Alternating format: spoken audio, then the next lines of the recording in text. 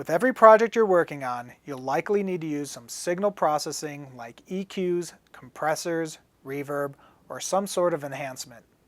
This leaves you with two options, plugins or outboard gear.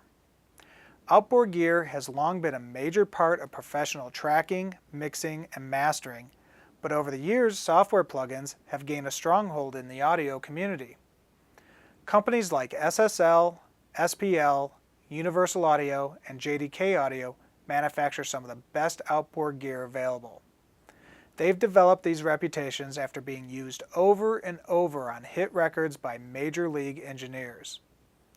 Whether it be SPL, known for their transient designer, or Universal Audio, known for their 1176 compressor, each model has its own unique sound and characteristics, which is what makes outboard gear so desirable. If you're primarily using outboard gear while mixing in the box, it's a good idea to have an outstanding A to D, D to A converter. Lynx and SSL converters are known to have clean, uncolored sound with the ability to convert at 192 kHz. When running audio back and forth between the analog domain and the digital domain, the use of quality converters is essential to maintaining the cleanest possible sound. If outboard gear is either out of your budget or you just don't have room for it, high-quality plugins can meet your needs. Brainworks, Universal Audio, SPL, and SSL offer great sounding EQs and compressors, and their mastering plugins are used by professionals around the world on a regular basis. One nice advantage to using plugins is that they can be used in multiple instances of your project. So when you buy an SPL Transient Designer as a plugin, you get to use it on as many tracks as you can before you run out of processing power. Some plugins are bundled with an add-on DSP card to help keep the strain off the host computer's DSP, so make sure you know what slots are available in your computer if you choose to use DSP technology.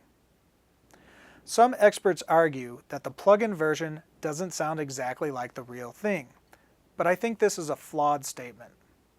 The manufacturer will go and find the best version of that unit available to model. Maybe your personal model does not sound like the highly regarded best models that they are taking the measurements of. But in any case, when someone mentions that it's 95% of the way there, but not exact, I remind them that every vintage unit is going to have at least a 5% difference in sound after being used for over 20 years. At this point, you may be struggling with what to get and where in the signal chain to put it. So here are a few tips. If you want to have some nice outboard gear, but prefer to mix in your DAW system, it's a good idea to get some great mic pre's, EQs, and compressors. If you're mainly just tracking, then channel strips are nice and will allow you to dial in about 95% of your sound while adding character on the way in. This way when you mix, you're just finessing a few things. If you feel you'd rather process in the analog domain after you're already in the box, then you could route effect sends out your D to A converter to the analog gear and then back in the A to D converter.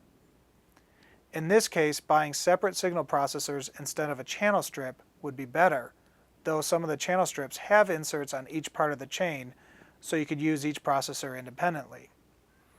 With all this said, be sure to factor in your budget, space, and desired sounds to choose what's right for you.